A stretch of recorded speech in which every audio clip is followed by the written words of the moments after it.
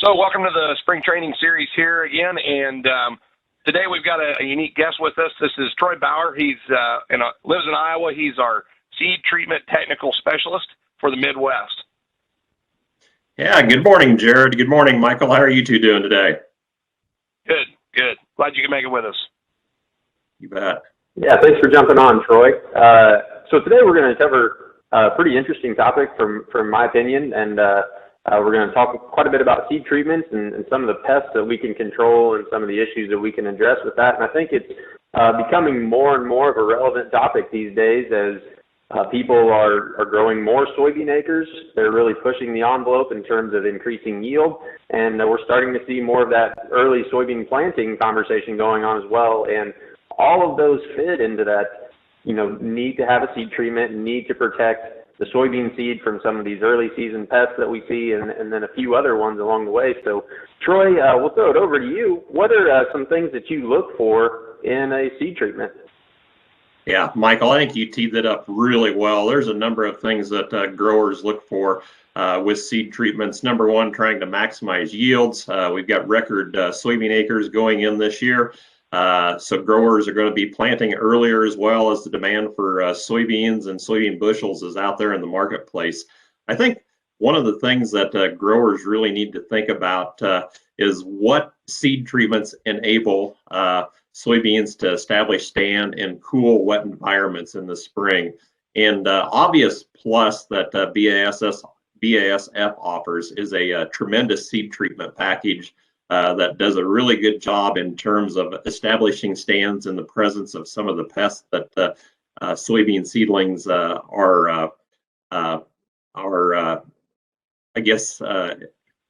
have to fight. And so as you look at the four main seedling diseases that we have in a soybean environment, they would consist of what we would call the water molds, which would be Pythium and Phytophthora, also Fusarium and Rhizoctonia. And Obvious Plus is a unique blend of fungicides that has actives against all those main seedling pests.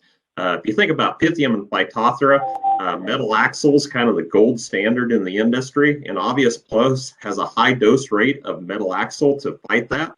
But in addition, the F500 fungicide, which is the active ingredient in Headline, also has activity on Pythium, and it is patented for stress tolerance, allowing good stand establishment in kind of those cold, stressy environments.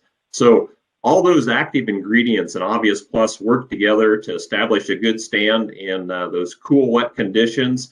And the Xemium fungicide in that active Obvious Plus also does a really good job against some of the warmer diseases that are present out there in Rhizoctonia and Fusarium. So Obvious Plus does a great job, has a nice advantage against some of the commercial standards out there as well. So growers really need to consider that when they start thinking about maximizing their soybean yields in the marketplace. And I appreciate your comments there, Troy, and I'm really excited that we're bringing that new product to market, that Obvious Plus. I think it is important that as we try and maximize these yields, that we consider the value that seed treatments bring, and really starting off with that complete package is important. As we think about those seedling diseases, I think one of them that we maybe don't recognize as a seedling disease that you and I often talk about it is SDS, right? And I'd like maybe you to give us a few comments on your thoughts there, and a good way to combat that disease, because it really that time's now, correct? Oh, Jared, spot on. SDS is a disease that many growers recognize late in the season. But the unique thing about SDS is, just as you talked about, it's a fungus that actually infects the soybean plant oftentimes 24 to 48 hours after planting. That Fusarium virgiliforme attacks the plant, and that fungus kind of hangs out in the root system and causes a root rot early in the season. And the symptoms that growers recognize actually is from the toxin that the fungus produces, and that's washed up through the vascular system into the soybean plant later in the season, which causes that leaf necrosis and early leaf drop, which can really have a dramatic effect on soybean yields. Along with that, soybean cyst nematodes is another pest that often starts early in the season.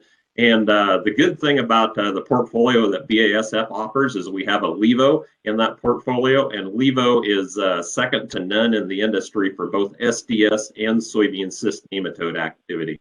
And in fact, we have a really good library of data that shows that a Levo seed treatment in the presence of SDS and nematodes offers a 4.6 bushel per acre advantage year over year, 84% consistency, and just a number of comparisons. And so often in the presence of heavy SDS, you can see a double-digit yield response from the application of a Levo on soybean seed. So something that growers that do have SDS and nematodes really need to consider in the marketplace.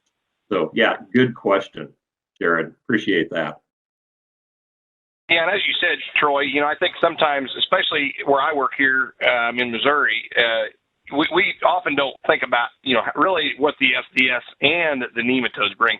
A lot of times we just kind of, gamble that we hope that we don't have the right weather for SDS, but in these soils that have nematodes, that's a perpetual issue, I understand, correct?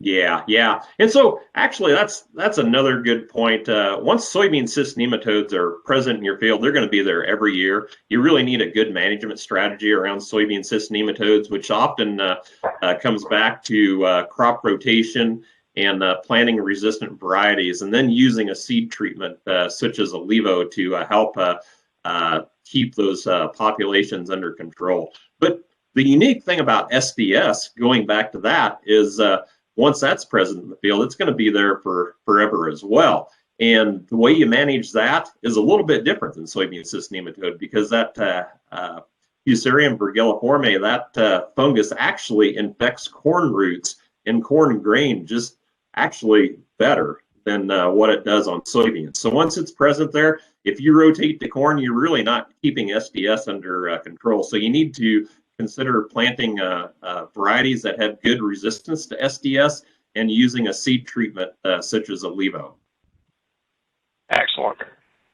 Yeah, Troy, those are some really good points. And one of the things that I always think about with SDS that I like to relate back to growers is the fact that you may not even see that toxin response in your field as well. So you could even be getting a yield drag from SDS without ever even knowing it. And because you can't control it with a foliar fungicide, even if you do see those symptoms in your field, by the time you see it, you've already lost your options for control. So definitely something that we need to be proactive against. But Troy, you touched on some really good points here today. I think we covered some of the most important issues when it comes to what we need to address with our seed treatments. So just to wrap this up, is there any other tips or advice that you think we need to cover real quick, or any advice that you'd give to our viewers out there when it comes to using seed treatments? Yeah, I guess from a BASF standpoint, we have a tremendous portfolio of seed treatments that we could utilize.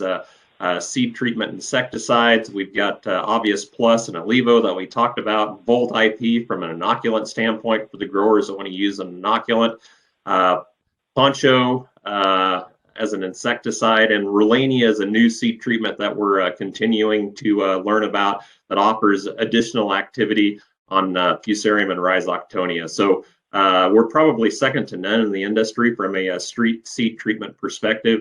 I think as growers consider the options that they have out there, and if they have questions, they probably need to contact their trusted agronomic advisors.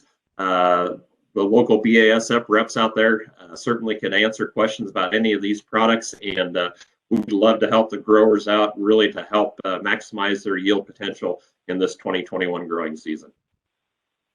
Yeah, well, thank you, Troy. Appreciate your time again and your expertise here, and really appreciate you meeting here with the Nozzleheads today.